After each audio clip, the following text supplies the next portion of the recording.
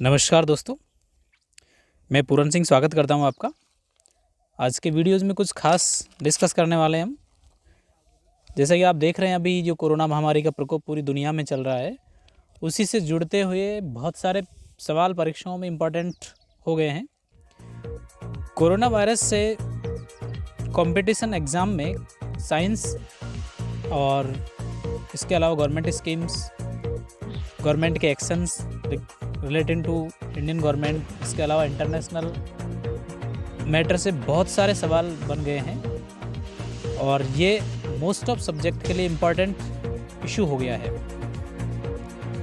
प्रतियोगी परीक्षाओं को ध्यान में रखते हुए ये वीडियो खास तौर से डिज़ाइन किया गया है और इसमें अभी तक का जो कोविड-19 से जुड़े सारे फैक्ट्स हैं उनको अच्छी तरीके से रिलेट किया गया है और परीक्षाओं की दृष्टि से वीडियो के लास्ट में 50+ क्वेश्चंस भी इसमें प्रैक्टिस के लिए डाले गए हैं। तो इसमें सबसे पहले तो अपन डिस्कस करेंगे साइंस कि कोरोना वायरस में जो साइंस से रिलेटेड जो सवाल बनने वाले हैं उनमें सबसे पहले, जैसे अगर बायोलॉजी को उठा के देखें तो जो कोविड-19 वायरस है, तो इस वायरस के लक्षण कैसे प्रतीत होते हैं, सबसे पहले इसका कहाँ केस देखने को मिला, इसके साथ ही चर्चा में रहा हंटा वायरस, इससे भी सवाल बनने की संभावनाएं हैं।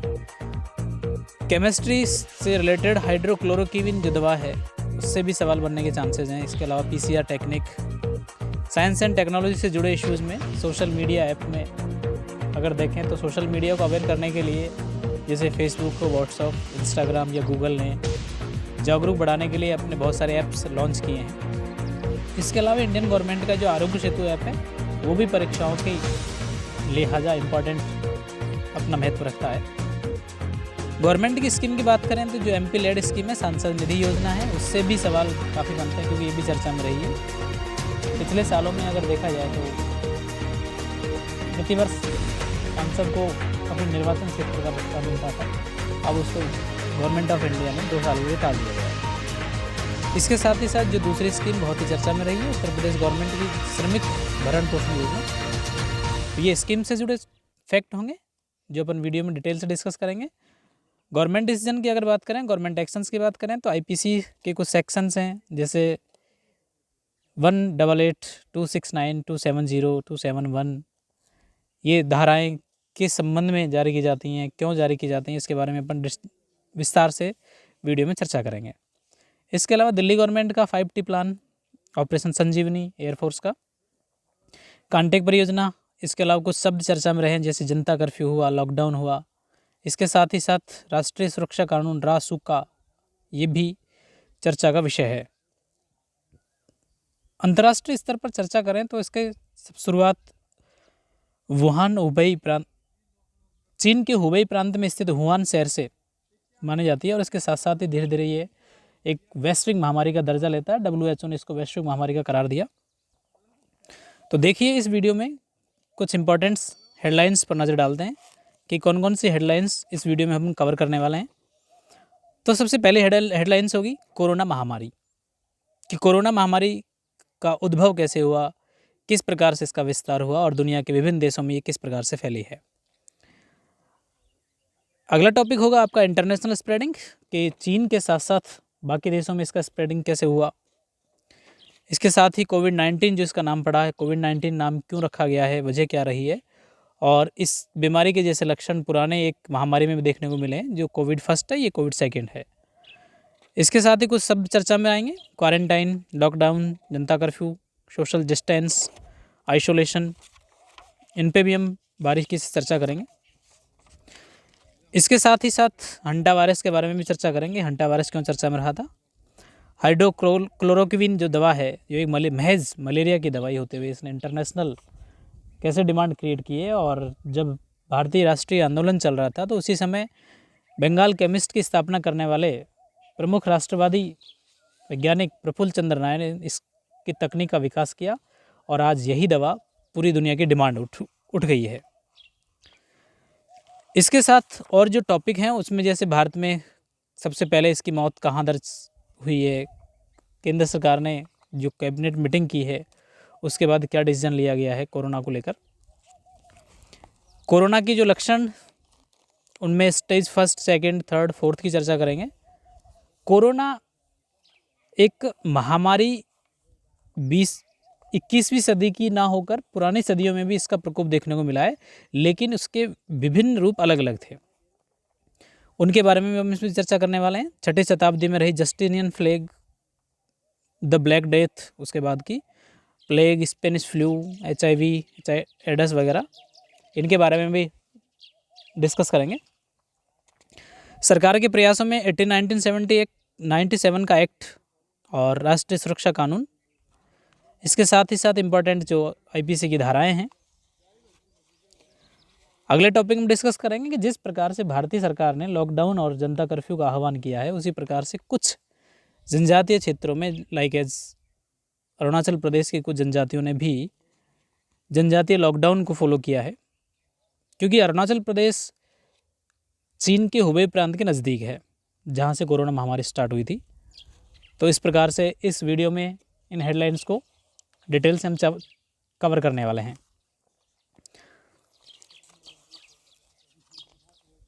तो आइए गौर करते हैं सबसे पहले कोरोना महामारी की शुरुआत की। दिसंबर 2019 में मध्य चीन के हुबेई प्रांत में स्थित वुहान जो शहर है, वहाँ बहुत सारे लोगों को क्या हुआ, अचानक से निमोनिया होने लगा। जैसे निमोनिया होने लगा तो पता लगा कि ये लोग कहाँ थे और किस प्रकार से इनको निमोनिया आया है। तो इनमें से अधिकांश लोग वो थे जो हुआंग सी फूड मार्केट से होकर आए थे, जिनका काम मछली बेचने का और जीवित पशुओं का व्यापार करने का था। जो सी फूड मार्केट है वो पशु और मछली व्यापार का थोक केंद्र है, जहाँ लगभग 1000 स्टॉल हैं, जिनमें मुर्गियाँ, तीतर, चमगादड़, विषैले सांप, हिरण, खरगोश, जंगली जानवरों की सप्लाई होती है। तो ये लोग उसी मार्केट से होकर आए थे। मछली बेचना और जीवित पशुओं का व्यापार करना इनका मुख्य कार्य था। जब ये इनके निमोनिया के लक्षण दिखे तो चीन के वैज्ञानिकों ने एक वायरस की पहचान की और ये कहा कि ये नई किस्म का वायरस है, और चीनी वैज्ञानिकों ने इसका नाम दिया 2019 एन कोरोना वायरस, यानी 2019 नोबेल कोरोना वायरस।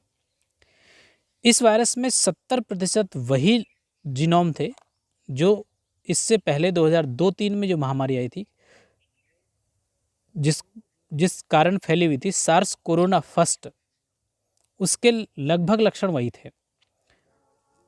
अब इससे संक्रमित होने वाले लोगों का पता लगाने के लिए एक तकनीक विकसित की जिसका नाम PCR रखा।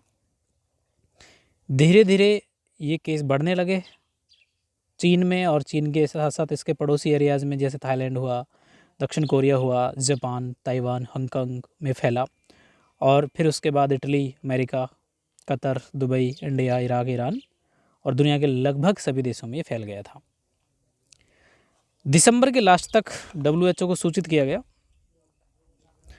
और जनवरी के मिड में वुहान क्षेत्र का क्वारंटाइन कर दिया गया। क्वारंटाइन मतलब उसको बिल्कुल अलग कर दिया गया, ना तो कोई बाहर की एक्टिविटीज़ होंगी उसमें, ना उसके अंदर जाया जा सकेगा। कहने का मतलब परिवहन व्यवस्था को पूरी तरह बंद कर दिया था। 30 जनवरी 2020 को WHO ने कोरोना वायरस के प्रसार को रोकने के लिए सार्वजनिक स्वास्थ्य के आधार पर इमरजेंसी घोषित कर दिया था। और इस प्रकार ये इमरजेंसी अभी पहली इमरजेंसी ना होकर ऐतिहासिक 6ठी इमरजेंसी थी, क्योंकि इससे पहले WHO ने लगभग 6 इमरजेंसियाँ और घोषित कर दी गई हैं, 5 इमरजेंसी और घोषित कर दी गई थी, और ये 6ठा आपातकाल था। और WHO ने इसका नाम कोविड-19 नाम दिया, जिसमें CO का मतलब कोरोना वायरस, कोरोना, VI का मतलब वायरस, D का मतलब डिजीजेज, और 19 का मतलब 2019 में ये बीमारी आई है। इस प्रकार से इसका नाम कोविड-19 हो गया। सी फूड मार्केट में संक्रमण का कुछ आधार क्लियर नहीं हो पा रहा था कि दरअसल ये बीमारी कहाँ से आई और किस प्रकार से लोग संक्रमित हुए।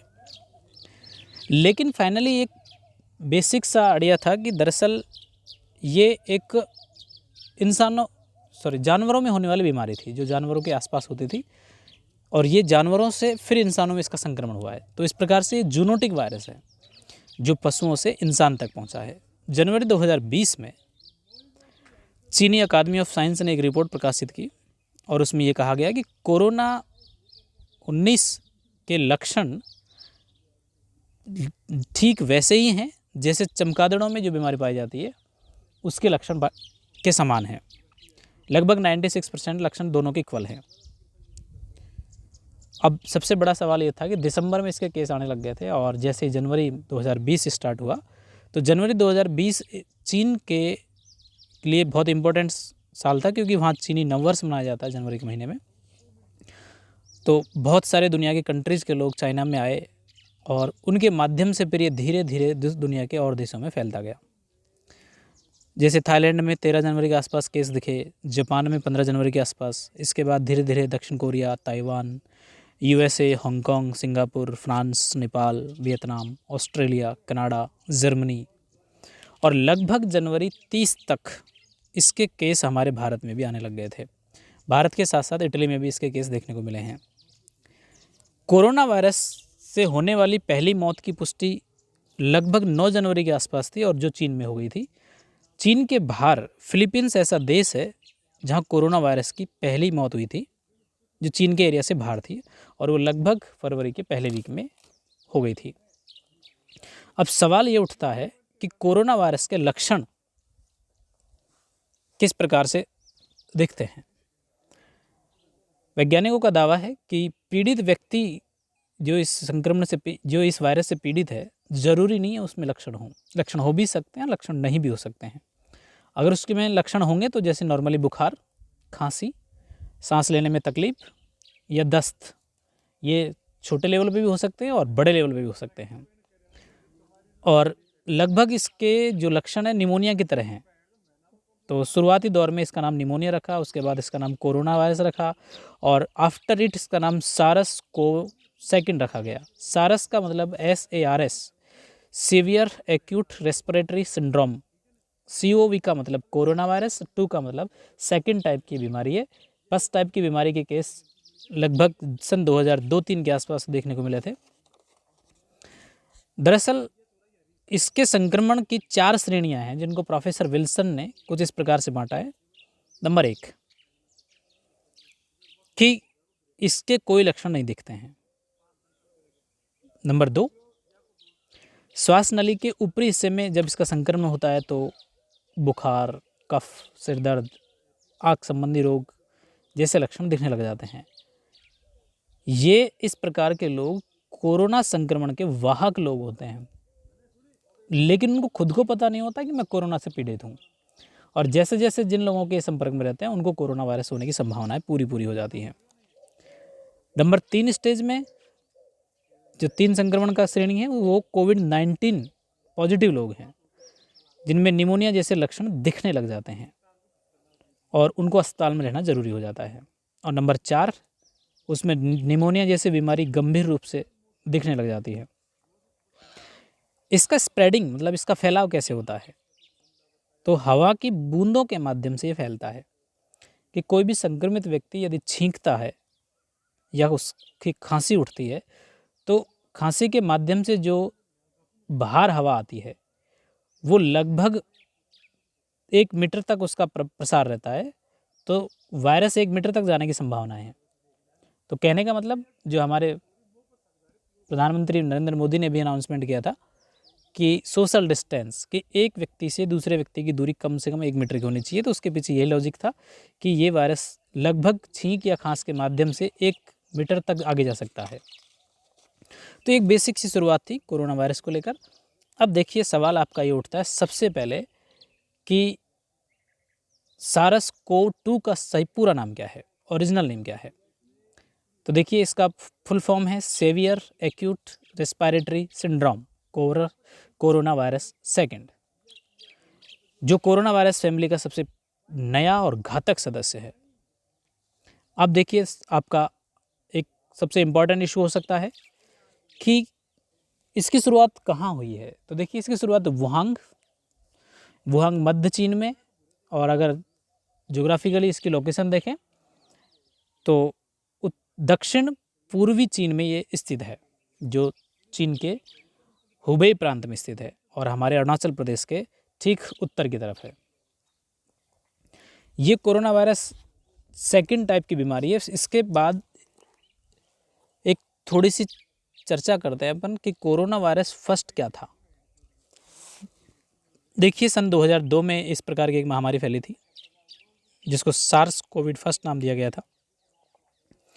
दरअसल ये बार बार कोरोना का हम चर्चा कर रहे हैं। दरअसल कोरोना का नाम कैसे आया, तो देखिए कोरोना मतलब जिसमें इसके जो वायरस हैं, इसके वायरस की आकृति क्राउन के जैसी है। क्राउन मतलब एक ताज की जैसी है, तो क्राउन की वजह से इसका नाम कोरोना आया। और बाकी तो जनरल सा वायरस है और फाइनली डिजीज है, 2019 में खोजा गया है। इस प्रकार इसका नाम कोविड-19 या सार्स-CoV-2 नाम हो गया है। तो सन 2002 की स्टोरी पे ले चलते हैं। जो दक्षिणी चीन है उसका एक शहर है जिसका नाम है ग्वांगडोंग। ग्वांगडोंग से इसकी शुरुआत होती है। दरअसल ये जो कहानी है ग्वांगडोंग की, वो कहानी को बताने वाले एक वरिष्ठ एपिडेमियोलॉजिस्ट हैं जिनका नाम है जोनाथन एप्स्टीन। उन्होंने इस कहानी को वॉक्स को बताई थी कि दरअसल ये किस प्रकार की बीमारी है और इसका प्रभाव कितना हो सकता है। 2002 की जो बीमारी थी कोरोना फर्स्ट, उसके बारे में सबसे पहले टेस्टिंग हुई। तो टेस्टिंग में पता लगा कि दरअसल ये जो बीमारी है, ये बीमारी कस्तूरी बिलाव में पाई जाती है। कस्तूरी बिलाव एक बिल्ली की प्रजाति है। यानी हम फाइनली यूँ कह सकते हैं कि जो कस्तूरी बिलाव को सप्लाई करने वाले लोग थे वो उस बीमारी से संक्रमित हुए। लेकिन बाद में पता लगा कि दरअसल ये सभी बिल्लियों में नहीं हो रही थी, क्योंकि जो संरक्षित क्षेत्र में बिल्ली थी उनमें इस बीमारी के कोई लक्षण मौजूद नहीं थे। इसके बाद कुछ दिनों बाद जांच सेकंड टेस्टिंग हुआ, तो सेकंड टेस्टिंग से पता लगा कि ये तो बीमारी चमगादड़ों में होती है, बैट में होती है। और चमगादड़ों में जो होने वाली बीमारी है उसमें सारस के मिलते जुलते कई वायरस पनपते हैं। अब सवाल ये उठता है, चीन में हुई एक स्टडी से पता लगता है कि दरअसल सारस कोविड-2 अभी जो महामारी फैल रही है कोरोना वायरस, इसके लगभग 96% लक्षण ठीक वैसे ही हैं जैसे कि चमगादड़ों में इस बीमारी के पाए जाते हैं।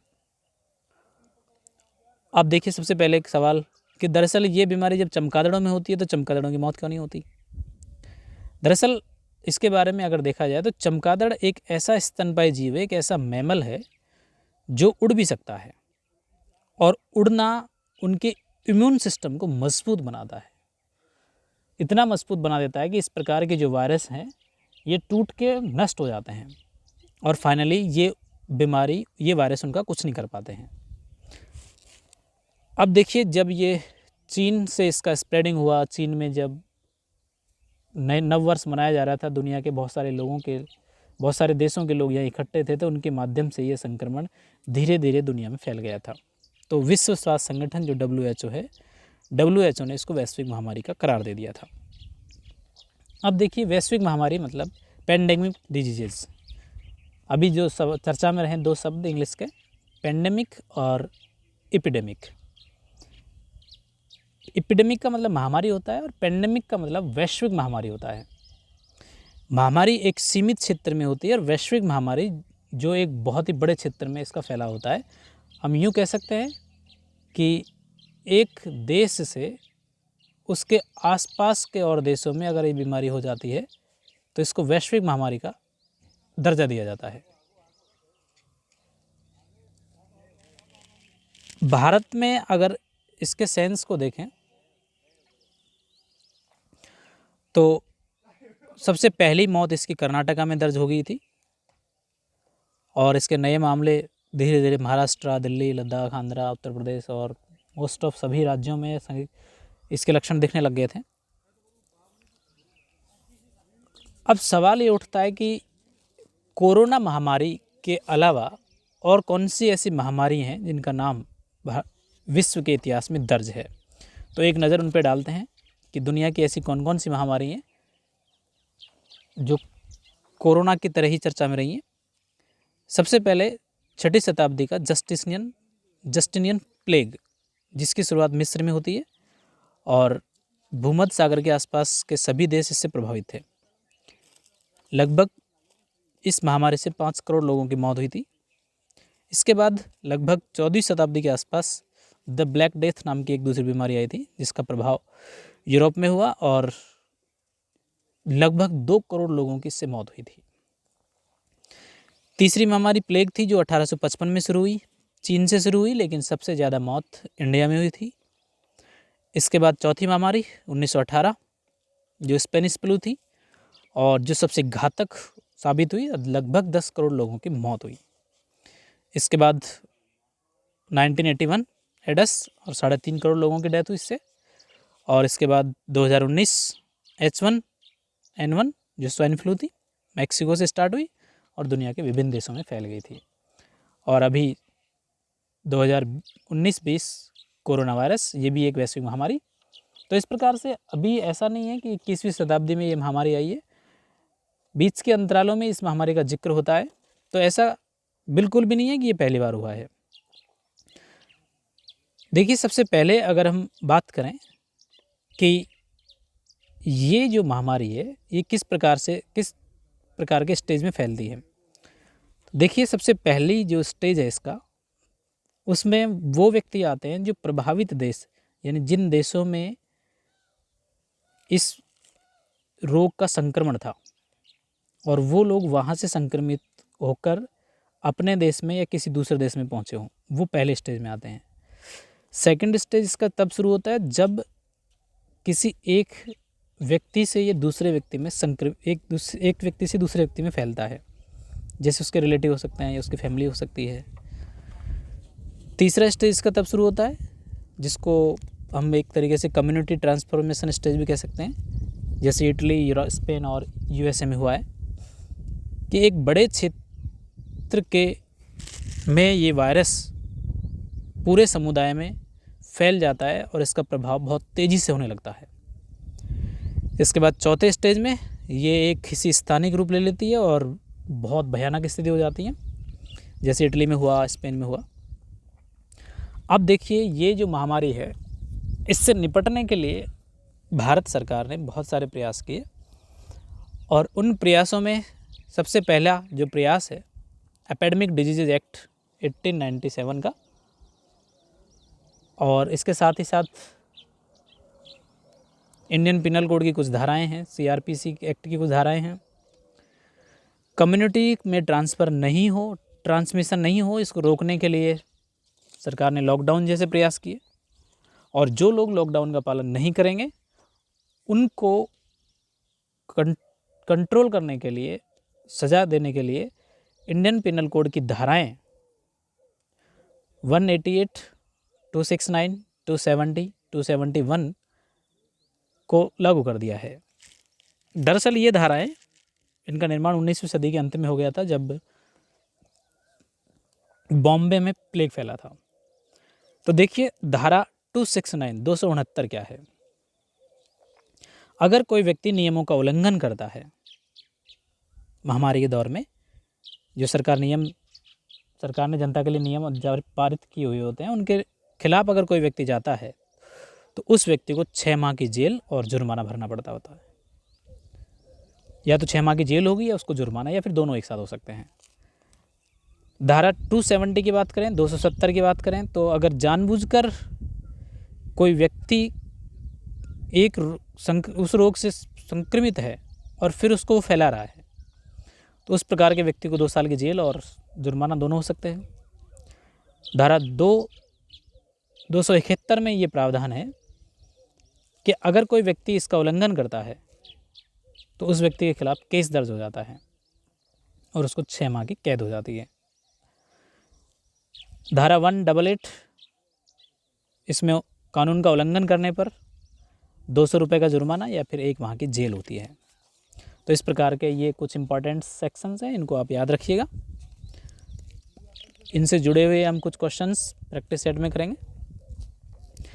अब देखिए, कुछ शब्द भी बार बार चर्चा में रहे, आखिरकार उन शब्दों का मतलब क्या है। तो सबसे पहला शब्द है क्वारंटाइन। दरअसल क्वारंटाइन का मतलब 40 होता है कि 40 दिनों तक लोग घरों में रहें, बाहर नहीं निकले। ये वाली जो कंडीशन है, ये वाला जो नाम है, ये 14वीं शताब्दी में पहली बार देखने को मिला, जब यूरोप में प्लेग फैला था और लगभग 1/3 लोगों की मौत हो गई थी। तो वहाँ की सरकार ने प्लेग पर काबू करने के लिए वेनेशियन भाषा के एक शब्द, जिसको 40 हमारी भाषा में 40 कहा जाता है और वेनेशियन भाषा में उसको क्वारंटाइन कहा जाता है, कि 40 दिन तक सभी व्यक्ति अपने घरों में रहेंगे। तो इसका सीधा सा तात्पर्य है कि क्वारंटाइन मतलब 40 दिन तक लॉकडाउन घर में रहें। भारत की सरकार ने 22 मार्च 2020 को जनता कर्फ्यू का आह्वान किया। जनता कर्फ्यू दरअसल जनता के लिए जनता द्वारा खुद पर लगाया गया कर्फ्यू होता है और लोग स्वेच्छा से इसका पालन करते हैं, अपने घरों में रहते हैं। और उसके अगले ही दिन 23 तारीख को भारत सरकार ने फैसला लिया कि महामारी को रोकने के लिए 21 दिन का लॉकडाउन किया गया। और ये लॉकडाउन 23 मार्च 2020 से प्रारंभ होकर 14 अप्रैल तक था, लेकिन उसको फिर से बढ़ा दिया गया 14 अप्रैल से, और अभी ये 3 मई तक लॉकडाउन किया गया है। इसके बाद सरकार का क्या फैसला रहता है, तो ये मई के बाद ही डिसाइडेड हो पाएगा। दरअसल सरकार ने इसको 21 दिन क्यों बढ़ाया, इसके पीछे भी एक साइंटिफिक रीज़न है कि दरअसल कोरोना से पीड़ित जो व्यक्ति है, एक स्टडी के अनुसार उस संक्रमित व्यक्ति में लगभग कोरोना के लक्षण 11 से 14 दिनों के बीच में दिखने लग जाते हैं। यानी हम अमूमन मान के चलें कि 14 दिन में उस व्यक्ति के लक्षण दिखने लग जाते हैं, और 14 दिन के बाद जो अगले 7 दिन है, वो बहुत ही इम्पॉर्टेंट टाइम होता है कि वो व्यक्ति जिन जिन के कांटेक्ट में होता है, वो सारे व्यक्ति उससे पीड़ित हो सकते हैं। तो वो 7 दिन संक्रमित के टाइम होता है, 14 और 7 21। इस प्रकार से सरकार ने 21 दिन का इसको लॉकडाउन घोषित किया है। इसके साथ ही एक शब्द और चर्चा में आया, जिसका नाम था सोशल डिस्टेंस, यानी एक व्यक्ति दूसरे व्यक्ति से लगभग 1 मीटर की दूरी बनाए रखें। इसका भी एक रीज़न था कि जब कोई संक्रमित व्यक्ति छींकता है या खांसता है, तो वो उसकी जो सांस, जो वायु है, एयर है, वो लगभग 1 मीटर के रेंज तक जाती है। अगर किसी व्यक्ति ने छींका है तो वो उसकी एयर 1 मीटर के रेंज तक जाएगी। तो वो जो वायरस है वो 1 मीटर तक जा सकता है। अगर उसके बीच में कोई व्यक्ति आता है तो वो संक्रमित होने की पूरी संभावना होती है। इस प्रकार से इसको सोशल डिस्टेंस कहा गया है, सामाजिक दूरी कहा गया है, और जो लगभग 1 मीटर होगी। इसके बाद एक शब्द और चर्चा में रहा, आइसोलेशन। आइसोलेशन का मतलब अलगाव होता है, कि वे लोग जो बीमार हैं और वो किसी दूसरे व्यक्ति के पास, एक स्वस्थ व्यक्ति के पास ना बैठें, उनको अलग ही रखें। इस प्रकार से इसको अलगाव प्रणाली कहा जाता है। कहने का मतलब संक्रमित व्यक्ति स्वास्थ्य व्यक्तियों से दूर रहेंगे, इसको आइसोलेशन कहा जाता है। एक शब्द और चर्चा में रहा, जिसका नाम कॉन्टैक्ट ट्रेसिंग था। इसका मतलब उन लोगों के पहचान की प्रक्रिया थी ये, जो संक्रमित व्यक्तियों के निकट संपर्क में आए हों। जैसे कोई संक्रमित व्यक्ति है, उसके निकट संपर्क में आए, उसके सहयोगी दोस्त हो सकते हैं, रोगी की देखभाल करने वाला व्यक्ति हो सकता है, तो इस प्रकार के व्यक्ति को भी अलग रखा जाता है। तो इसको भी हम कॉन्टैक्ट ट्रेसिंग कहा जाता है। अब देखिए, भारत सरकार ने इस महामारी को रोकने के लिए बहुत सारे प्रयास किए। इसके साथ ही साथ स्टेट गवर्नमेंट ने भी इसके प्रयास काफ़ी हद तक किए, क्योंकि दरअसल जो पब्लिक हेल्थ है, स्वास्थ्य का जो विषय है, ये राज्य सूची का विषय है, और राज्य सूची पर नियम बनाने का अधिकार राज्य सरकार का होता है। और इस प्रकार से राज्य सरकार की सहमति से केंद्र सरकार इस पर एक्शन लेती है। और जो लॉकडाउन को बढ़ाने के लिए पहले 21 दिन और उसके बाद और बढ़ा के आगे कर दिया था, तो इसके पीछे राज्य सरकार की सहमति थी, कि अधिकांश राज्यों ने सहमति प्रकट की कि हमारे यहाँ इसको और बढ़ाया जाए, और फिर केंद्र ने फैसला लिया कि इसको बढ़ा के आगे कर दिया जाए। तो एक बहुत अच्छा सवाल बनता है आपका, स्वास्थ्य किस सूची का विषय आता है, तो स्टेट लिस्ट का। 1935 का जो अधिनियम आया था, अंग्रेजों ने भारत पर शासन करने के लिए एक अधिनियम पारित किया था, संविधान के निर्माण में उसमें बहुत सारी भूमिका निभाई। उस एक्ट में नियमों का बंटवारा 3 सूचियों में कर दिया था। तो एक तो था संघ सूची, जिसको सूची फर्स्ट कहेंगे, एक था राज्य सूची, जिसको सूची सेकंड कहेंगे, और एक था समवर्ती सूची, जिसको सूची थर्ड कहा जाता है। संघ सूची में नियम बनाने का अधिकार केंद्र सरकार का होता है, राज्य सूची में राज्य सरकार का होता है, और समवर्ती सूची में दोनों का होता है। लेकिन अगर दोनों में मतभेद हो जाता है, केंद्र और राज्य में, तो केंद्र सरकार का फाइनल डिसीजन होता है। अब देखिए, बहुत सारे ऐसे लोग थे जो इमरजेंसी के टाइम पे काम करने वाले, जैसे डॉक्टर है, पुलिस वगैरह, इनको काम करने से रोक रहे थे। तो इसके लिए राष्ट्रीय सुरक्षा के लिए 1980 के दशक में इंदिरा गांधी की सरकार के टाइम पे एक कानून पारित हुआ था, उसका नाम था राष्ट्रीय सुरक्षा कानून। ये कानून जमाखोरों के लिए भी कार्य करता है, मतलब कोई जमाखोर व्यक्ति ऐसा इस समय करता है कि लोगों को वो रेट से अधिक दामों में कुछ बेच रहा है, कुछ कर रहा है, तो उसको भी गिरफ्तार किया जा सकता है इस कानून के तहत। 1980 में इंदिरा गांधी सरकार ने पास किया था। उसी समय दिसंबर के लास्ट में नीलम संजीव रेड्डी राष्ट्रपति थे, और भारत के राष्ट्रपति ने इस कानून पर साइन किए और उसको पारित कर दिया, और इस प्रकार से भारत में एक नया एक्ट पारित हुआ, राष्ट्रीय सुरक्षा कानून।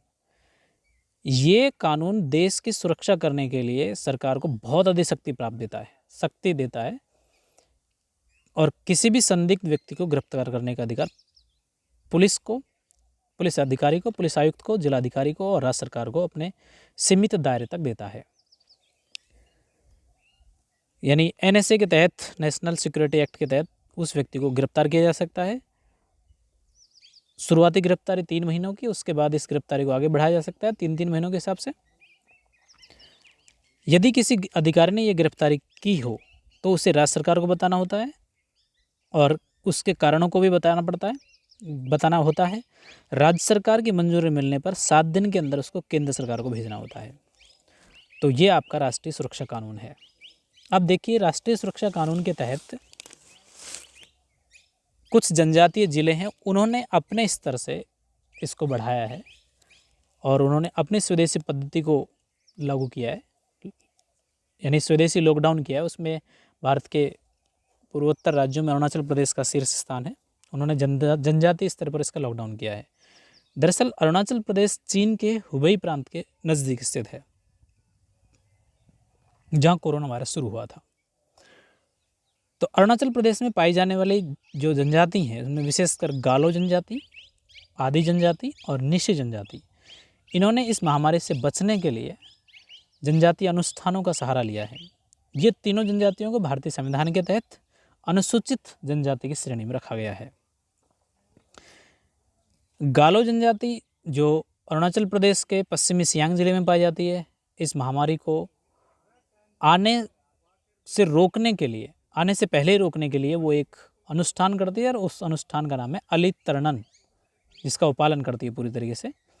इस अनुष्ठान में क्या होता है कि गाँवों को ब्लॉक कर दिया जाता है कि कोई भी व्यक्ति उस गाँव में नहीं आ सकता और ना उससे बाहर जा सकता है। तो एक तरीके से लॉकडाउन कह सकते हैं हम इसको।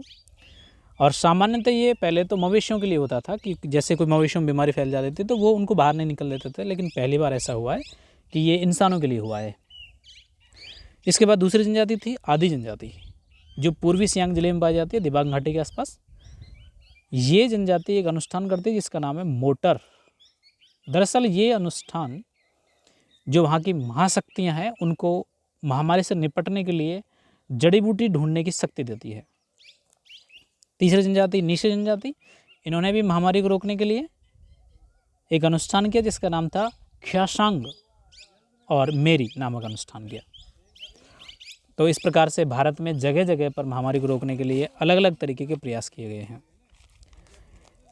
जब लॉकडाउन चल रहा है, भारत के सभी लोग घरों में हैं, सारे उद्योग धंधा, फैक्ट्रियाँ वगैरह, सारे बैंक, सब कुछ बंद हैं।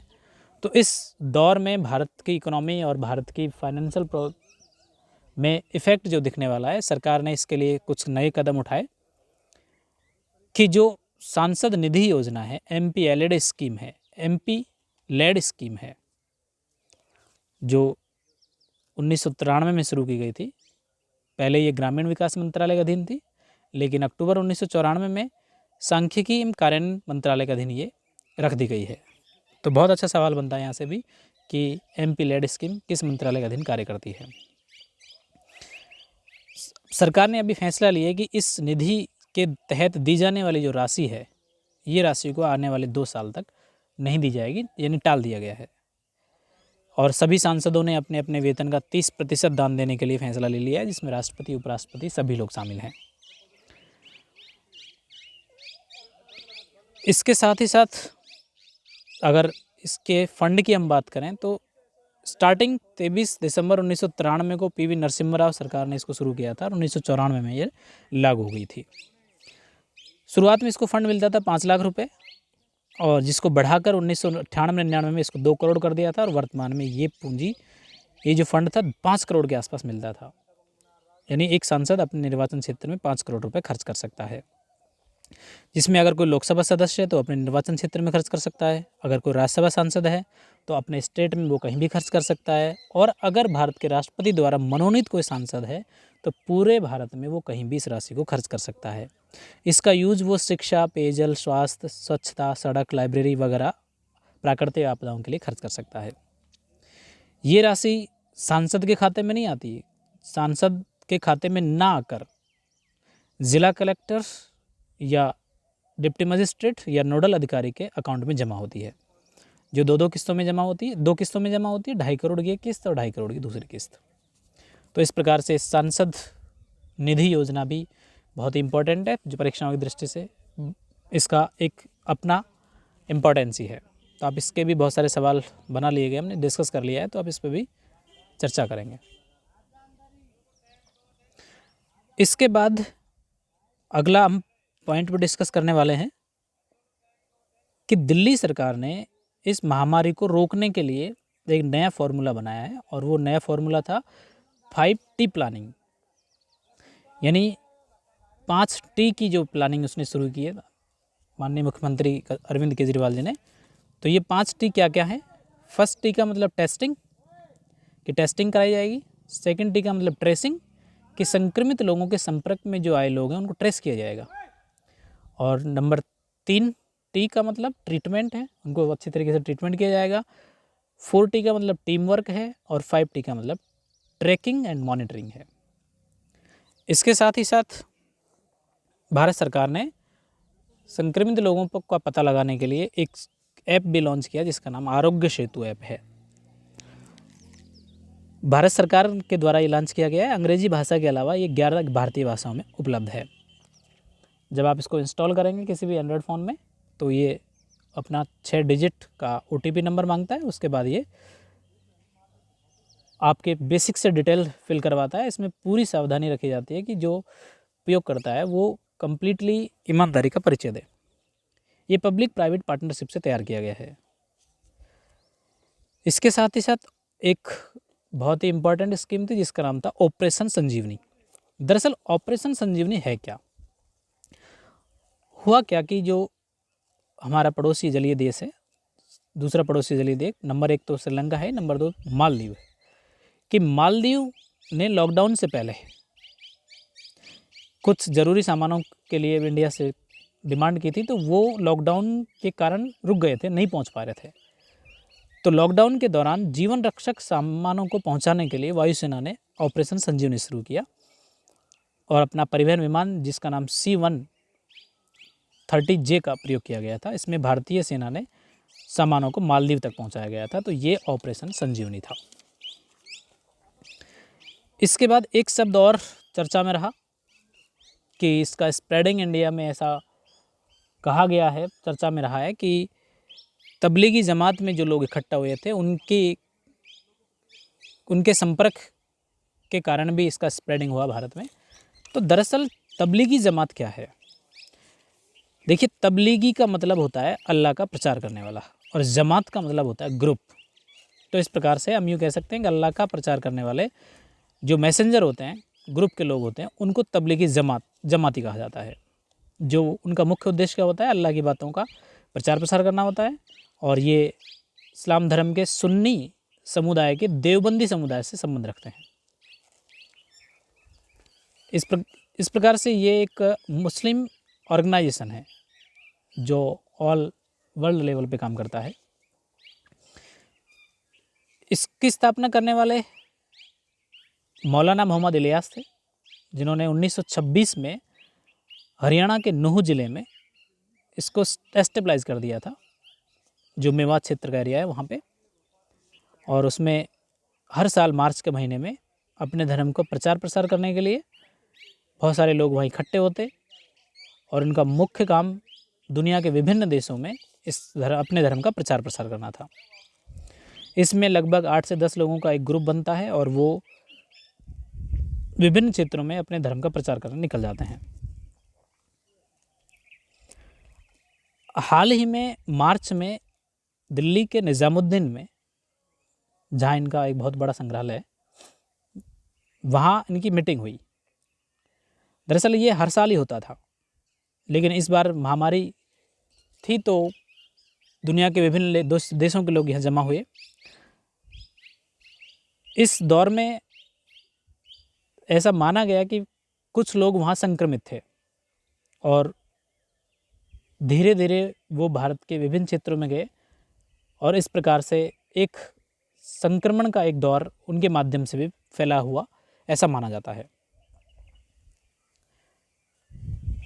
तो इस प्रकार से तबलीगी जमात से ज़्यादा इम्पोर्टेंट सवाल तो नहीं बनते, लेकिन ये सवाल इम्पोर्टेंट बन सकता है, तबलीगी जमाती क्या होते हैं और मुस्लिम संप्रदाय के किस समुदाय से संबंध रखते हैं, और सुन्नी समुदाय के भी और जो सब डिवीज़न समुदाय है, देवबंदी समुदाय, उससे इनका संबंध है। अब देखिए, इसके बहुत सारे सवाल आपके ज्योग्राफी लोकेशन से बनते हैं कि दरअसल हमने बहुत सारे देशों की चर्चा की, जिसमें यूरोप महाद्वीप के देश, साथ ही साथ अफ्रीका के कुछ देश, एशिया महाद्वीप के देश, जिसमें भूमध्य सागर के आसपास के देशों का काफ़ी जिक्र हुआ है।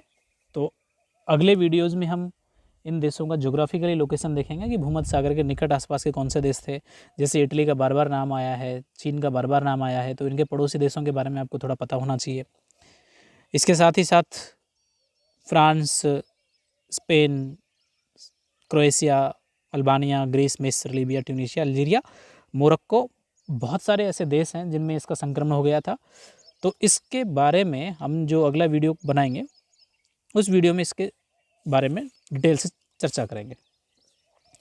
अब देखिए, कोरोना वायरस से जुड़े कुछ सवाल, इसके लिए एक आपका बेसिक सा टेस्ट मैं रखता हूँ और उसका आपको 20 सेकंड का टाइम दिया जाएगा।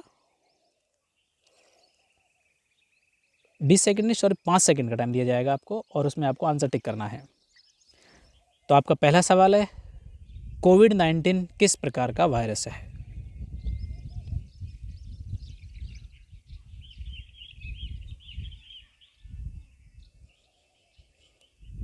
सवाल नंबर 2,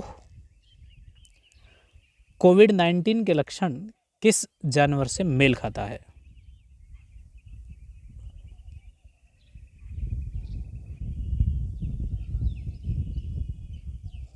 सवाल नंबर 3, भारत में कोरोना से पहली मौत किस राज्य में दर्ज हुई?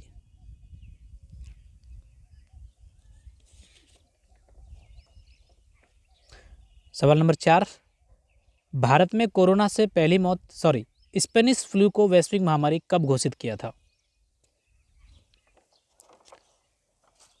इसके बाद क्वेश्चन नंबर 7, वुहान से पहले कोरोना वायरस से होने वाली बीमारी को क्या नाम दिया गया है?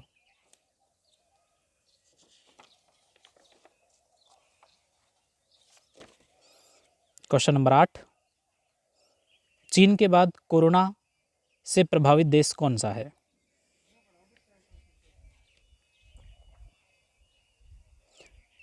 क्वेश्चन नंबर 9, किस महामारी से अभी तक सर्वाधिक मौत हुई हैं? क्वेश्चन नंबर 10, कोविड-19 को महामारी किसने घोषित किया है? क्वेश्चन नंबर 11, धारा 188 के उल्लंघन पर क्या सजा दी जाती है?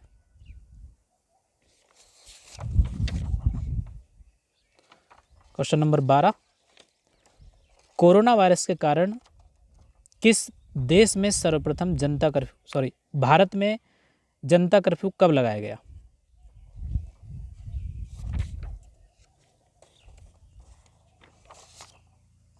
इसके बाद क्वेश्चन नंबर 13, क्वारंटाइन किस भाषा का शब्द है?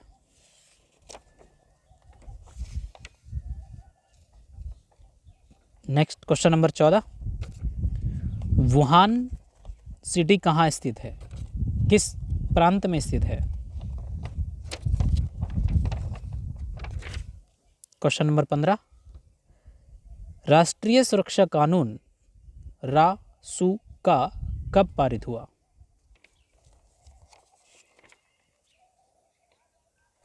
क्वेश्चन नंबर 16, कोरोना वायरस के कारण लॉकडाउन करने वाला भारत का पहला राज्य कौन सा बना?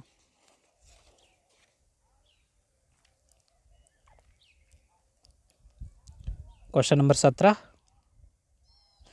रासुका के तहत कितने दिन तक, रासुका मतलब राष्ट्रीय सुरक्षा कानून के तहत कितने दिन तक किसी व्यक्ति को हिरासत में लिया जा सकता है? क्वेश्चन नंबर 18, कोविड-19 मानव शरीर के किस अंग को प्रभावित करता है? क्वेश्चन नंबर 19, गालो जनजाति कहाँ पाई जाती है?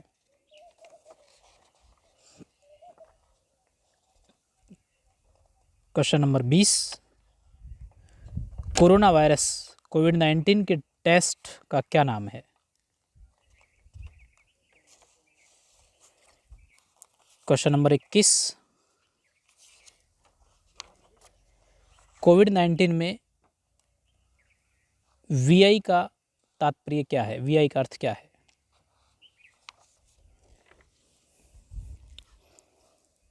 Question number 22, MP LED scheme के तहत वर्तमान सांसद फंड में कितनी राशि प्रदान की जाती है?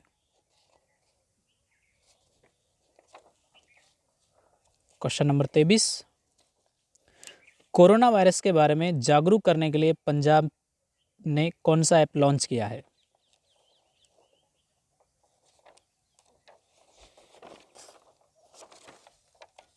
नेक्स्ट क्वेश्चन नंबर 24,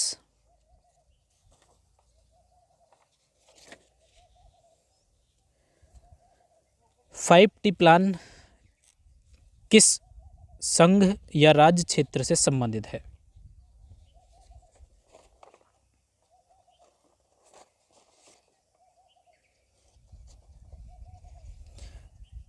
इसके बाद question number 25, Aarogya Setu app किसने लॉन्च किया है?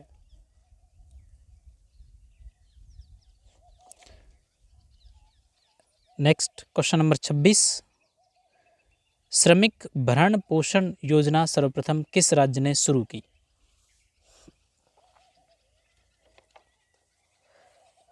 Next question number 27, corona virus को महामारी घोषित करने वाला भारत का पहला राज्य कौन सा है?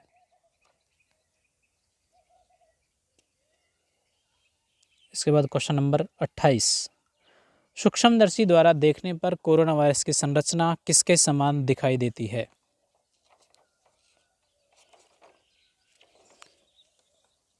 Question number 29, Aarogya Setu app launch किसने किया है?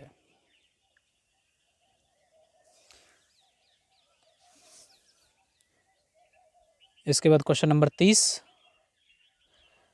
श्रमिक भरण पोषण योजना सर्वप्रथम किस राज्य ने शुरू की और इसमें कितनी राशि प्रदान की गई? क्वेश्चन नंबर 31, हंटा वायरस क्या है?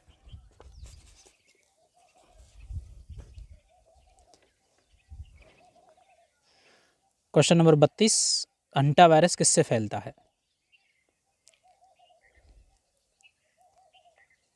क्वेश्चन नंबर 33, सीबीसी रिपोर्ट क्या है?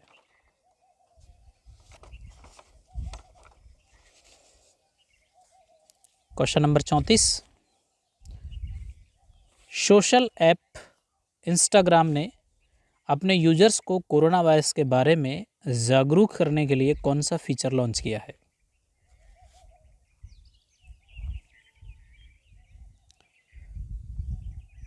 क्वेश्चन नंबर 35, इस वायरस का नाम कोरोना वायरस कैसे पड़ा?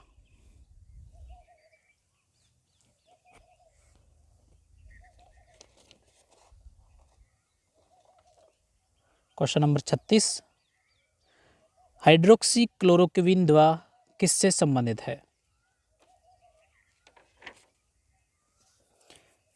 क्वेश्चन नंबर 37, पहली बार कोरोना वायरस की पहचान कब हुई?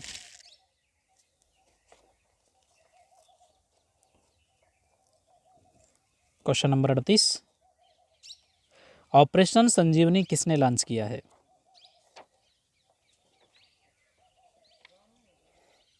क्वेश्चन नंबर 39, कोविड-19 के लिए कौन सा वायरस जिम्मेदार है?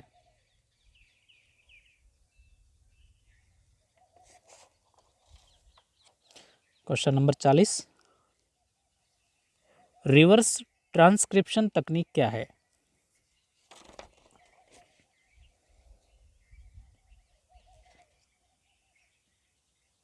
क्वेश्चन नंबर 41, कोरोना वायरस के मुख्य लक्षण क्या होते हैं?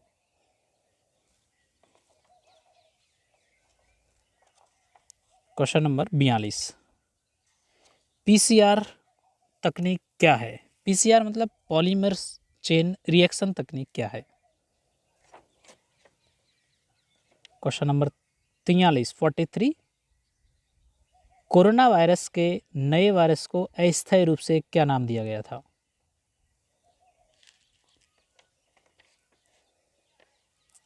इसके बाद क्वेश्चन नंबर 44,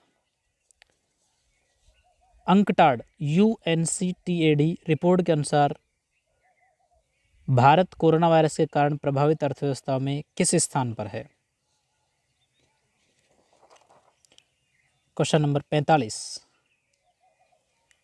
येलो जर्नलिज्म क्या है? क्वेश्चन नंबर 46, कोरोना वायरस के बारे में जागरूक करने के लिए व्हाट्सएप ने भारत में कौन सा फीचर लॉन्च किया है?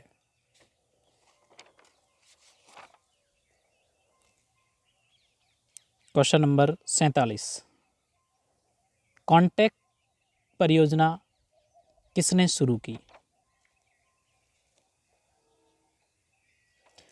Question number 48,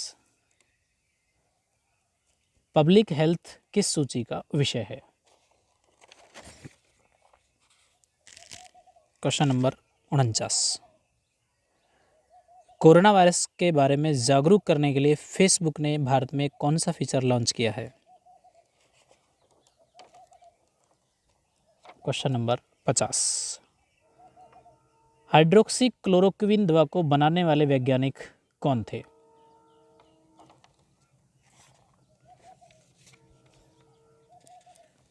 question number 51, Tablighi Jamaat क्या है?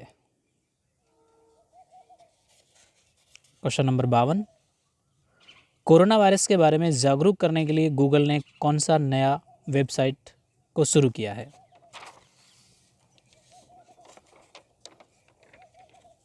क्वेश्चन नंबर 53, कोरोना वायरस का नाम किस भाषा से उत्पन्न हुआ है?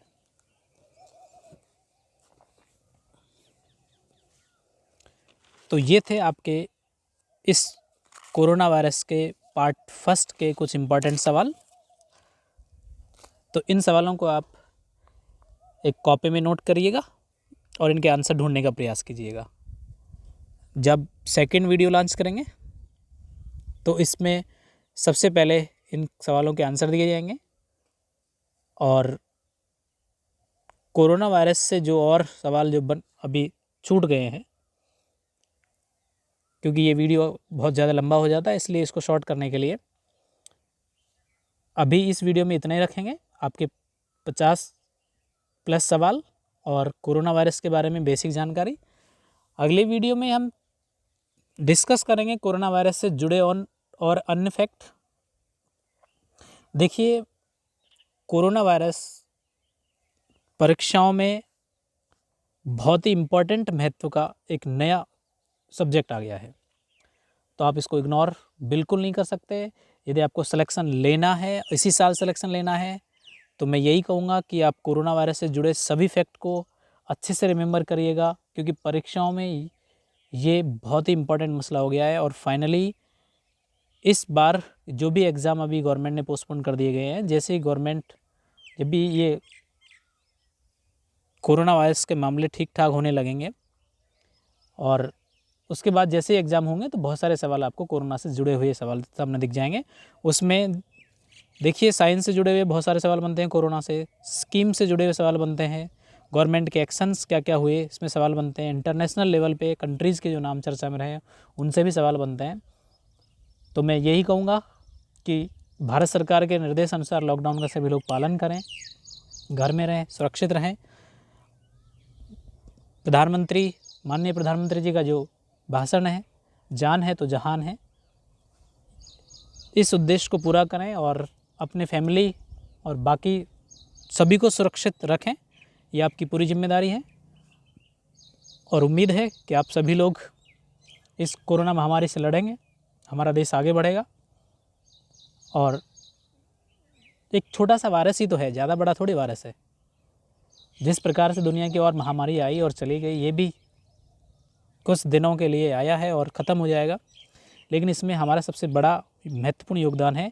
यदि हम घरों को छोड़कर जैसे बाहर निकलेंगे और अगर कहीं भी संक्रमित हो जाते हैं, तो उसके लिए आप पूरी फैमिली और यहाँ तक कि आप अपने आप को भी कभी माफ़ नहीं कर पाएंगे। तो मेरा नम्र निवेदन है कि आप घर में रहें, सुरक्षित रहें। जय हिंद।